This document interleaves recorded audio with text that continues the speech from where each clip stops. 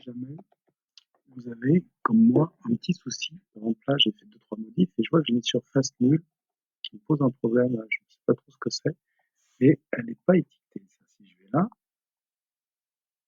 vous voyez, j'ai numéroté toutes mes surfaces et il y a un petit bout qui traîne. Ce que je fais, c'est que je clique dessus, je la mets en surveillance dans le modèle. Et hop, il m'indique que c'est là qu'il y a un petit souci. Donc, je clique sur mon plancher, et en fait, je regarde, il y a un petit bout de plancher qui n'est pas pris en compte. Vous voyez, mon plancher, normalement, comme il est hors œuvre, il va jusqu'au bout du voile. Et moi, j'ai mal défini mon plancher. Donc, je vais faire modifier la division, modifier l'esquisse. Et là, effectivement, on voit comme je suis allé pas plus loin que l'axe. Ce que je vais faire, je vais raccourcir celui-ci. Comme ma cellule s'arrête au pointillé bleu, on voit que là, il va aller jusqu'au pointillé bleu. Comme mon plancher s'arrête là, il va aller jusque là, sur ce bord-là. C'est-à-dire qu'il va suivre le trait rose, le découpage, et ensuite il va faire ça, et il va s'échapper, il va prendre toute cette surface de plancher. C'est-à-dire qu'il va s'arrêter au trait qui est là. Donc ça me va. Ici, j'aurais pu, vous voyez là, je l'ai fait arrêter au trait comme ça, j'aurais pu enlever ça. On va voir si ça marche. On risque d'enlever mon D1, mais c'est pas grave. Donc je m'arrête ici, et là, je fais une ligne qui, et ce qu'il faut, c'est que ça sorte là.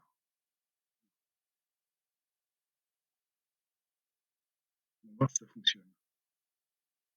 Peut-être qu'il va y avoir un petit souci. On va voir s'il y arrive. Je valide. Et là, qu'est-ce qu'il me fait? Cette zone-là, vous voyez, il n'a pas réussi à sortir. Il me fait une seule zone. Donc ça n'a pas marché. Je modifie l'esquisse. Il faut que ici, j'aille. Je vais faire ça. Je vais aller couper mon trait bleu, comme ça. Je valide. Et on va voir si ça fonctionne.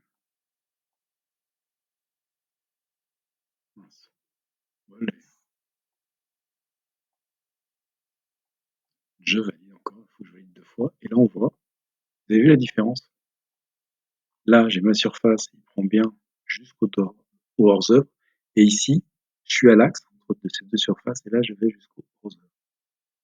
Et là, normalement, il me reste à les numéroter, parce qu'à chaque fois qu'on fait une modif, il faut faire attention, à chaque fois qu'on fait une modif, il faut renuméroter les surfaces. Donc là, c'est D1.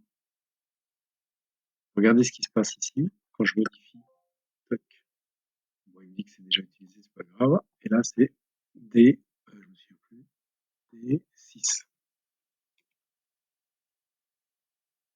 Et il faut que je remette que c'est du plancher prédable précontrainte.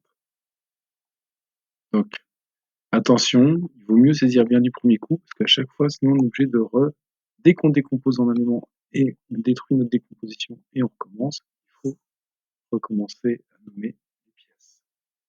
Voilà.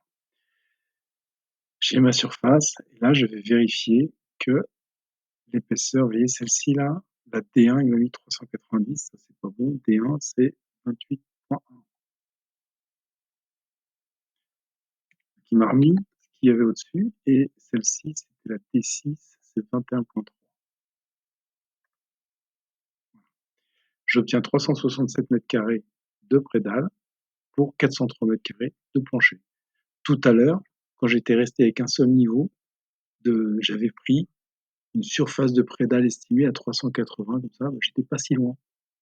Est-ce que ça vaut le coup de bien détailler comme ça, alors que, en faisant une petite estimation globale, voilà ce que vous pourriez faire, c'est vous dire 400 divisé par 367. Je le fais avec ma petite calculatrice, pour ça je prends du temps.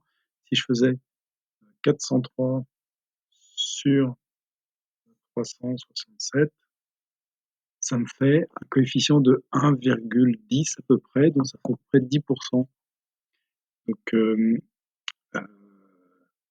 en gros, pour 100 mètres carrés de prédale, j'ai 110 mètres carrés de plancher. Et rien qu'avec un ratio comme ça, ça nous permettrait d'éviter d'avoir tout ce plan de repérage à faire et tout ce petit boulot qui ne sert pas à grand-chose pour notre objectif, puisque nous, notre objectif, c'est de faire la rotation de manche.